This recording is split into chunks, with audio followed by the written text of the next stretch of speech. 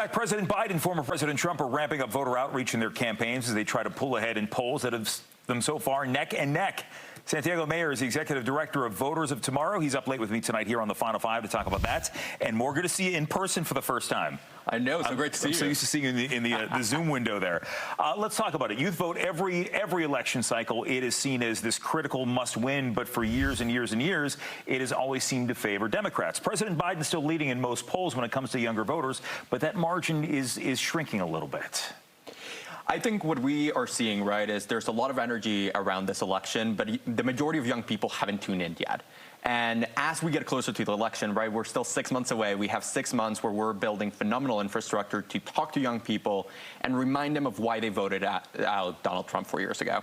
You know, as you mentioned, who's paying attention right now, and it is because there's so much taking up the oxygen, whether it is the trial, whether it's what's happening in the Middle East right now. I mean, there are a lot of factors out there that can be pulling away focus from this race. I mean, is this something that you fully expect to see more focus on as we get into the summer months and definitely into the fall? I think, again, right, I will go to the infrastructure that we're building. We have hundreds of campuses with students for Biden presences. Voters Tomorrow has presence in hundreds of campuses.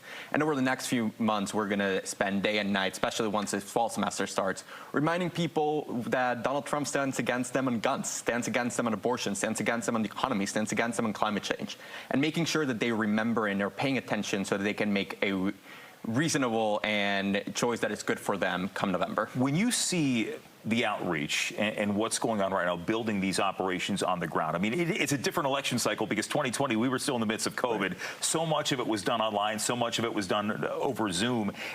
But as we talk about college campuses, what we're seeing right now, the last couple of months, last couple of weeks specifically, a lot of protests about unhappiness over how the U.S. has approached what's happening in the Middle East right now. And that seems to be what has been top of mind for many younger voters. You mentioned about many of those issues that have been driving younger voters in the past, but do we expect U.S. policy in Gaza to play a role in that, and how do you get voters on your side? I think what we've seen in polling, both at Voters Tomorrow, with the Harvard poll, with some other polls out there, what we have seen is that these issues that young voters are passionate about are not necessarily the same issues that they're going to vote on. Because when you ask young voters what they're going to vote on, they say the economy, they say abortion, they say healthcare. And these are issues where President Biden has a phenomenal story to sell. He has not only delivered for Americans in general, but a lot of the things he has done have been born out of young people's ideas, whether that's the American Climate Accord or the Office of Gun Violence Prevention or even the Inflation Reduction Act.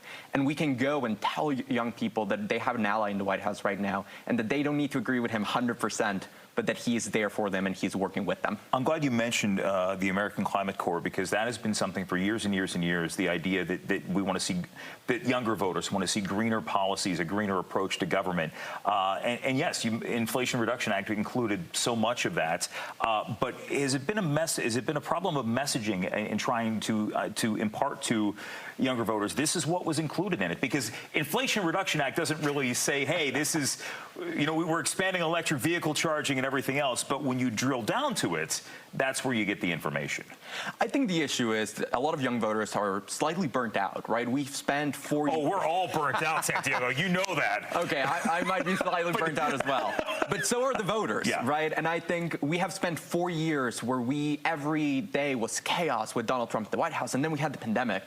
And young people finally got an adult in the White House, and they thought they could tune out, and they could take a break. And what we are seeing right now is the result of that break, because we now have a lot of work to do to tell young people about all the amazing accomplishments that we've had over the past 4 years, and making sure that when they go to a polling place, they have those accomplishments in their mind. You mentioned that Harvard poll, and for people who didn't know, it said it was about last month it came out, 45% to 37%, Biden leading 16% undecided. In 2020, at that point, Biden was up by 23. So yeah, there have been changes in that sentiment out there. Why do you think, though? Why do you think that there might be some younger voters who might be looking at Donald Trump? I mean, is there anything that, like, is it the fact that he's effectively putting his middle finger up to the system? Is there some sort of rebellious streak that maybe some people, because there is a bit of a shift there? I think what we are seeing is a lot of young voters who either weren't fully adults when Donald Trump was in the White House, or have simply forgotten about it. And they now see Donald Trump, and he looks like an entertaining figure. He can be funny, and he's very dangerous, but many people have forgotten about that. And what our job is, and the Biden campaign's job, is to go out and remind all these people about why they hated Donald Trump, why young people really do not stand with him on issues, again, like the economy, like abortion, like gun violence, like climate change.